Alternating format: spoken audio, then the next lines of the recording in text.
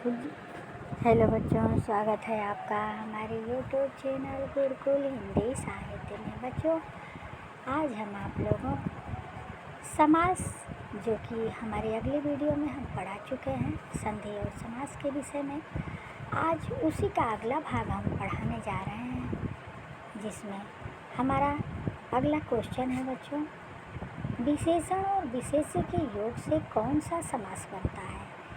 जिसमें विशेषण और विशेष्य का भाव छुपा रहता है, उसे कौन सा समास कहते हैं, तो उसे कर्मधारय समास कहते हैं। जिसमें विशेषण और विशेष्य का भाव होता है, जो विशेषण और विशेष्य से बना होता है, उसे कर्मधारय समास कहते हैं। किसमें उपयुक्त सामासिक पद है, तो बच्चों इसमें दिवा और रात्रि में सामासिक पद है, इसमें ही समास है। बाकी इन तीनों में पुष्पतंत्री है, त्रिलोकी है, पुष्पधन्वी है, त्रिलोकी है, मंत्रिपरिषद है, इन सब में कोई सामासिक पद नहीं है। जबकि दिवा रात्रि में सामासिक पद है। दिवा और रात्रि, दिन और रात्रि, इसमें द्वंद्व समास है, इसलिए इसी में सामासिक पद है। अगला है अव्ययी भाव समास का एक उदाहरण।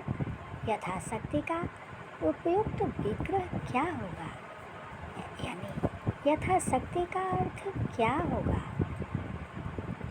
शक्ति के अनुसार, यथाशक्ति माने शक्ति के अनुसार, हमारी शक्ति के अनुसार।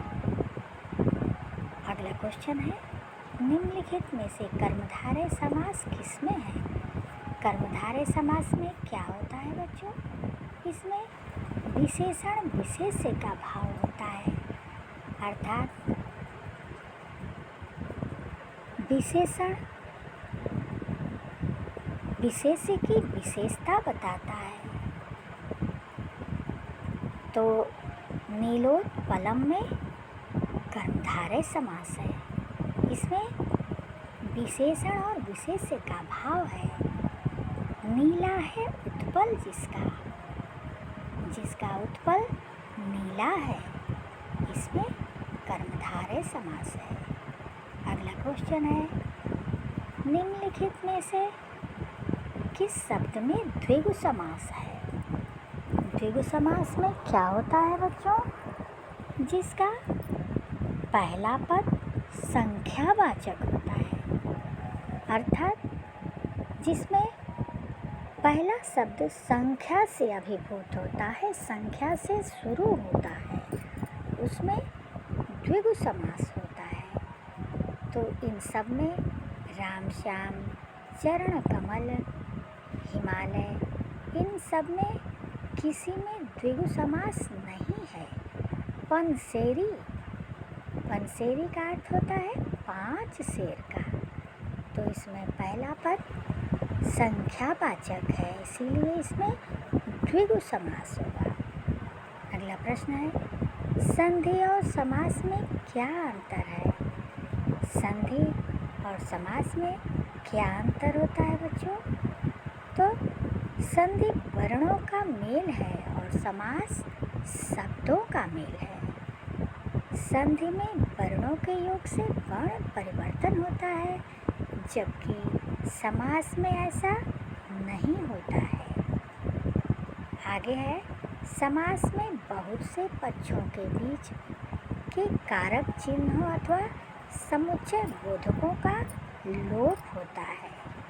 समास में बहुत से समास को कारकों का लोप करके ही, केने से, ये सब कारक होते हैं जो एक शब्द को दूसरे शब्द से जोड़ते हैं। तो समास में इन कारकों का लोप होता है। तो संधि और समास में क्या अंतर है, ये सारे अंतर संधि और समास में मिलते हैं। इसका डी आंसर जो होगा वो उपयुक्त सभी अंतर उपयुक्त जो ऊपर हमारे सारे अंतर दिए गए हैं संधि और समास में, ये सारे अंतर, तो इसका डी वाला सही रहेगा बच्चों। इसी के साथ मैं अपनी वाणी को विराम दे रही हूँ। अगले वीडियो के में मैं फिर आ रही हूँ। तब तक के लिए धन्यवाद।